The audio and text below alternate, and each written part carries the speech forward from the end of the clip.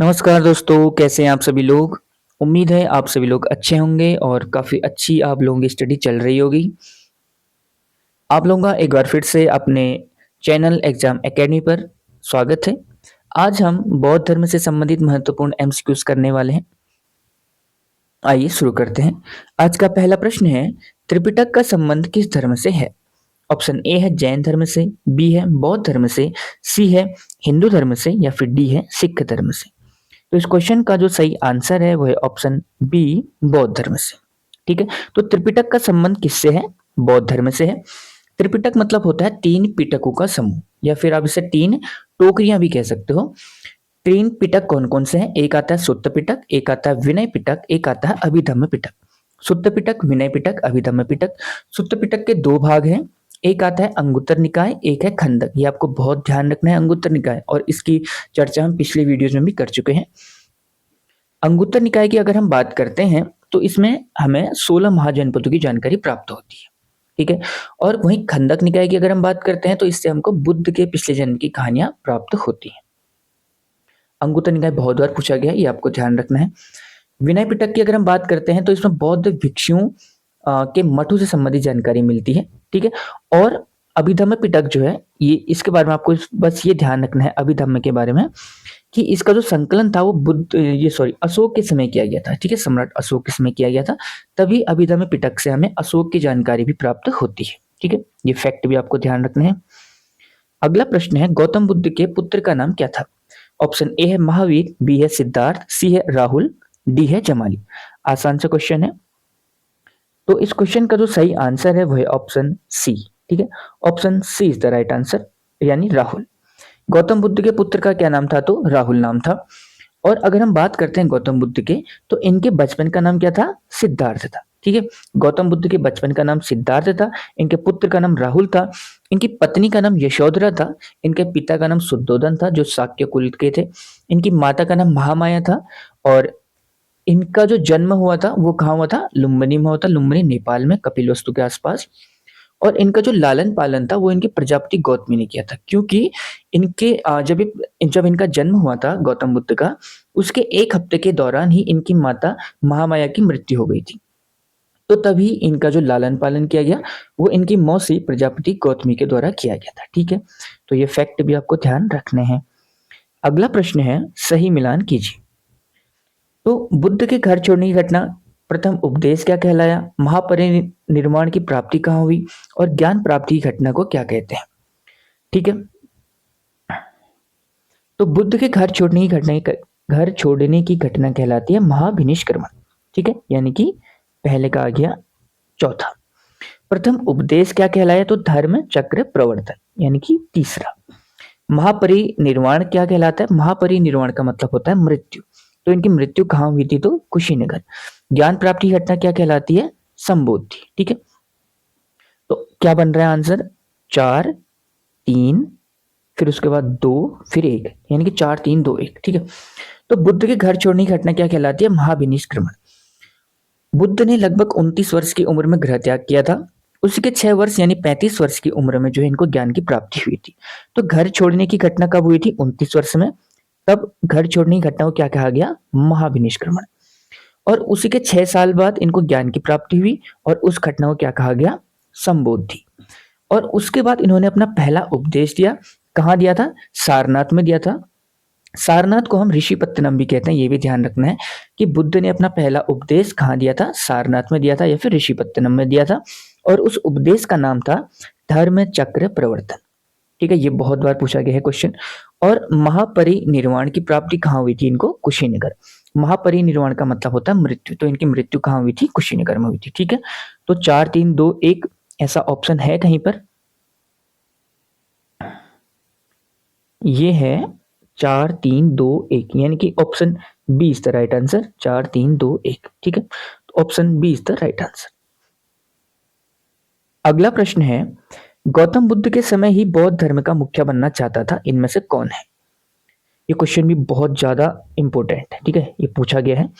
तो गौतम बुद्ध के समय बौद्ध धर्म का मुखिया कौन बनना चाहता था? ऑप्शन ए है हर्षदत्त, बी है विष्णुदत्त, सी है देवदत्त या फिर डी है इनमें से कोई नहीं। तो इस क्वेश्चन का जो सही आंसर है वो है ऑप्शन सी देवदत्त। ठीक है, तो देवदत्त के बारे में अगर हम बात करते हैं ना, तो ये कौन था? देवदत्त था गौतम बुद्ध का चचेरा भाई। ठीक है, और ये बुद्ध के समय जो है, यानी गौतम बुद्ध के समय ही बौद्ध धर्म का मुखिया बनना चाहता था। ये इनका चचेरा भाई था और इसने कई बार गौतम बुद्ध को मारने की भी कोशिश की थी, लेकिन ये सफल नहीं हो पाया था। ठीक है, और बाद में इसने कुछ भिक्षुओं को लेकर के एक अलग सा संगठन भी बनाया था। तो ये क्वेश्चन आपको ध्यान रखना है, इंपॉर्टेंट है। अगला प्रश्न है क्वेश्चन नंबर 5। ये क्वेश्चन तो बहुत ज्यादा ध्यान रखना, मोस्ट इंपोर्टेंट प्रश्न। मिलिंद पन्हो राजा मिलिंद और किस बौद्ध भिक्षु के मध्य का संवाद है? ठीक है, ऑप्शन ए है नागसेन, बी है नागभट्ट, और सी है कुमारिल भट्ट, डी है नागार्जुन। ठीक है, तो मिलिंद पन्हो राजा मिलिंद और किस बौद्ध भिक्षु के मध्य का संवाद है? तो इस क्वेश्चन का सही आंसर है ऑप्शन ए नागसेन। मिलिंद पन्हो और नागसेन के मध्य का जो संवाद है उसे हम कहते हैं मिलिंद पन्हो। ठीक है, मिलिंद कौन था इसमें? अगर हम इस मिलिंद की बात करते हैं ना, तो इसका वास्तविक नाम था मिनांडर। क्या था? मिनांडर। ये एक इंडो ग्रीक शासक था मिनांडर। ठीक है, इसको पुष्यमित्र शुंग ने भी हराया था, ये हम आगे पढ़ेंगे। पुष्यमित्र शुंग आपको शायद पता होगा, पिछली वीडियो अगर आपने देखी है तो। उसने मौर्य वंश के आखिरी शासक वृद्धृत को मारा था। ठीक है, हाँ, तो वृद्धृत को हत्या करी थी किसने? पुष्यमित्र शुंग ने। उसी पुष्यमित्र शुंग ने जो है इस मिनांडर को परास्त किया था। और मिनांडर और नागसेन के मध्य का जो संवाद है, उस किताब को हम कहते हैं मिलिंद पन्हो। ठीक है, और इसमें जो है ये बात बताई गई है कि जो इंडो ग्रीक शासक मिनांडर था, यानी कि ये मिनांडर, इसने इसने क्या किया था? इसने बौद्ध धर्म अपनाया था।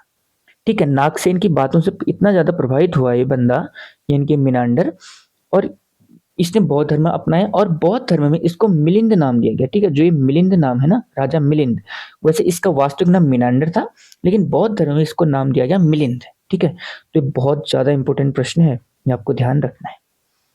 अगला प्रश्न है क्वेश्चन नंबर 6। प्रथम बौद्ध संगति कहाँ हुई थी?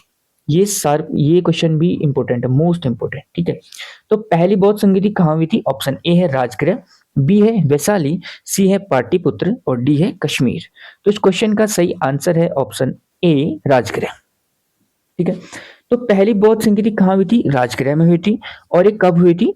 483 ईस्वी पूर्व। 483 ईस्वी पूर्व, यानी बीसी, बिफोर क्राइस्ट। ठीक है, तो 483 ईस्वी पूर्व में हुई थी पहली बौद्ध संगति, राजगृह में हुई थी। और अगर हम इसकी बात करते हैं तो उस टाइम पे अजात शत्रु, ठीक है, जो शासक था राजगृह का, उसका नाम था अजात शत्रु। और उस टाइम पे यानी कि जो पहली बौद्ध संगति हुई थी उसके अध्यक्ष कौन थे? महाकश्यप थे। ये सारे फैक्ट भी आपको ध्यान रखने हैं। पहली बौद्ध संगति कहाँ हुई थी? राजगृह में हुई थी। उस टाइम पे शासक था अजात शत्रु। 483 ईस्वी पूर्व में जो है ये घटना हुई थी, और उसके अध्यक्ष थे महाकश्यप।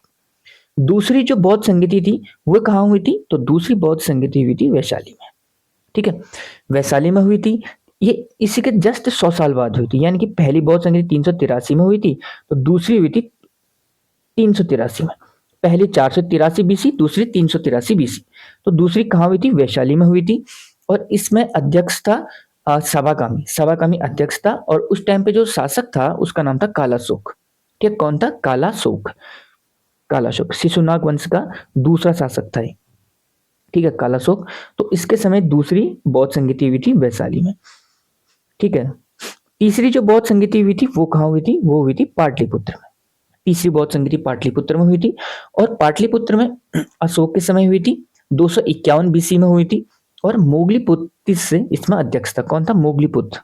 ठीक है, तो मोगलीपुत्र तिस, उसका नाम ऐसा ही है, मोगलीपुत्र तिस। ठीक है, तो ये भी बहुत बार पूछा गया है। और जो आखिरी बौद्ध संगति हुई थी यानी चौथी, वो हुई थी कश्मीर में, कश्मीर कुंडलवन, यानी कुंडलवन कश्मीर में हुई थी चौथी बौद्ध संगति। और ये हुई थी कुषाण शासक कनिष्क के समय। कनिष्क, इसका नाम शायद आपने सुना होगा। तो कनिष्क के समय हुई थी चौथी बौद्ध संगति और पहली शताब्दी में हुई थी। और इसमें जो अध्यक्ष था उसका नाम था वसुमित्र। ठीक है, ये चारों बौद्ध संगति बहुत ज्यादा इंपॉर्टेंट है, ये आपको ध्यान रखनी है। तो इस क्वेश्चन का आंसर क्या हो गया? Option A Rajgriha. राजगृह में क्या हुई थी? पहली बौद्ध संगति हुई थी। अगला प्रश्न है क्वेश्चन नंबर 7। बौद्ध धर्म में प्रथम विभाजन कब हुआ था? तो प्रथम बौद्ध संगति के दौरान हुआ था, या द्वितीय बौद्ध संगति के दौरान हुआ था, या तृतीय बौद्ध संगति, या फिर चतुर्थ बौद्ध संगति के दौरान? तो पहले तो आपको क्वेश्चन ध्यान से पढ़ना कि प्रथम विभाजन बोल रहा है, क्या बोल रहा है? प्रथम विभाजन। तो कब हुआ था? Option B is the right answer, यानी कि द्वितीय बौद्ध संगति के दौरान हुआ था। ठीक है, कब हुआ था? द्वितीय बौद्ध संगति के दौरान। तो द्वितीय बौद्ध संगति के बारे में अभी हमने पढ़ा था कि वैशाली में हुई थी, 383 ईस्वी पूर्व में हुई थी। कालाशोक उस टाइम पे शासक था और सभाकामी अध्यक्ष था। ठीक है, तो द्वितीय बौद्ध संगति 383 ईस्वी पूर्व में हुई थी। इसमें क्या होता है कि थेरवाद, ठीक है ना, इसमें जो है बौद्ध धर्म में दो भागों में बट गया था। एक भाग का नाम था थेरवाद। क्या था? थेरवाद। इसी थेरवाद को स्थाविर भी कहते थे। क्या कहते थे? स्थाविर।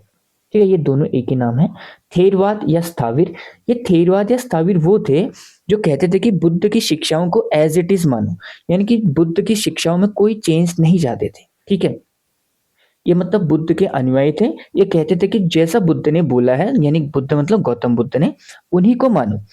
और लेकिन जो दूसरा ग्रुप बना था उसका नाम था महासंघिका। क्या था? महासंघिका। ठीक है, संघिका। तो महासंघिका जो ग्रुप था, इसने बोला कि भैया जो ये बौद्ध धर्म की शिक्षाएं हैं ये पुरानी हो चुकी हैं, या फिर इनमें आप कुछ ना कुछ बदलाव करने हैं। ठीक है, तो पहला था थेरवाद या फिर स्थाविर, जो बुद्ध की शिक्षा में कोई बदलाव नहीं चाहते थे, और दूसरा था महासंघिका, जो बुद्ध की शिक्षाओं में बदलाव चाहते थे। ठीक है, तो ये पहला जो हुआ था वो हुआ था दूसरे मतलब द्वितीय बौद्ध संगति में पहला विभाजन हुआ था। फिर जो मुख्य विभाजन होता है वो होता है चतुर्थ बौद्ध संगति में। चतुर्थ बौद्ध संगति कश्मीर कुंडलवन में हुई थी, पहली शताब्दी में हुई थी। कनिष्क इस टाइम पे शासक था और वसुमित्र अध्यक्ष था। ठीक है, इसमें जो है ये यानी कि बौद्ध धर्म दो भागों में बट गया था। ठीक है, दो भागों में बट गया था। एक भाग को आपको पता होगा क्या कहते हैं हम? हीनयान। हीनयान। और जो दूसरा भाग था हीनयान, और दूसरा भाग को हम कहते हैं महायान। महायान। ठीक है, तो हीनयान और महायान में बढ़ गया था। हीनयान वो थे जो बुद्ध की शिक्षाओं को मानने वाले थे और उनका अध्यक्ष था महाकश्यप, और वही महायान थे जो कहते थे कि बुद्ध की शिक्षा में कोई चेंज नहीं होगा। ठीक है, तो हीनयान क्या कहते थे कि बुद्ध की शिक्षा में कोई चेंज नहीं होगा, महायान कहते थे कि चेंज होना चाहिए। ठीक है, महायान शाखा कहते थे कि बुद्ध की शिक्षाओं में चेंज होना चाहिए। जैसे कि अगर आपको बताया जाए तो हीनयान वर्ग के लोग ऐसे थे जो बुद्ध को भगवान नहीं मानते थे, एक मानव ही मानते थे। ठीक है, और महायान शाखा के जो लोग थे वो बुद्ध को भगवान मानते थे और उनकी मूर्तियां बना के उनकी पूजा करना चाहते थे। कुल मिला के ये बात थी। ठीक है, तो ये आपको ध्यान रखना है, दोनों फैक्ट बहुत इंपॉर्टेंट है। पहला विभाजन पूछेगा तो कब हुआ था? द्वितीय बौद्ध संगति के दौरान। और वास्तविक जो विभाजन पूछेगा यानी कि जो चतुर्थ बौद्ध संगति के दौरान हुआ था, हीनयान और महायान। ठीक है, तो आपको ध्यान रखना है। अगला प्रश्न है, पाली ग्रंथों के अनुसार गौतम बुद्ध के राज्य भ्रमण में बुद्ध ने किस किस तरह के लोगों को देखा जिसने बुद्ध के जीवन को पूरी तरह बदल दिया? ऑप्शन ए है बूढ़ा व्यक्ति, बी है सन्यासी, सी है बीमार व्यक्ति, डी है ये सभी। तो इस क्वेश्चन का सही आंसर है ऑप्शन डी, ये सभी। तो बुद्ध ने एक बार क्या होता है कि बुद्ध जो थे वो राज्य भ्रमण पर निकले, तो उन्होंने एक्चुअली 4 तरह के लोग देखे थे। उसमें से एक था बूढ़ा व्यक्ति, एक था सन्यासी, एक था बीमार व्यक्ति, और चौथा था मृत व्यक्ति। ठीक है, मृत। ठीक है, तो वो सब अपने मतलब गौतम बुद्ध जो थे अपने सारथी चन्ना के साथ गए थे। वो चन्ना से पूछते रहे हर बात पे। ठीक है, तो ये बूढ़ा व्यक्ति है, ये सन्यासी है, ये बीमार है, ये मृत व्यक्ति है। तो यहीं से उनको लगा कि ये जो मतलब जिंदगी है या दुनिया है ये सब मोह माया है। ठीक है, और उन्होंने उसी समय जो है ये मतलब अपने मन में ठान लिया कि उन्हें सन्यासी बनना है, क्योंकि उनको सन्यासी के चेहरे पर ही एक ऐसा तेज दिखा जिसको न शाम को खाने की फिक्र है न रहने की फिक्र है। ठीक है, तो तभी जो है उन्होंने सन्यास धारण किया था। इसके बाद ये घटना मतलब जैसे हम कहते हैं ना कि बुद्ध के जीवन को पूरी तरह बदल दिया। तो कैसे बदला? बूढ़ा व्यक्ति, बीमार व्यक्ति और मृत व्यक्ति को देख के उनको लगा कि ये समाज जो है मतलब ये दुनिया जो है एक झूठी है। ठीक है, और उन्होंने सन्यासी बनने का निर्णय लिया था। तो option D is the right answer, ये आपको ध्यान रखना है, ये क्वेश्चन पूछा गया है। ठीक है, अगला प्रश्न है, दुनिया के पहले मानव जिनकी मूर्ति पूजा की गई वो कौन थे?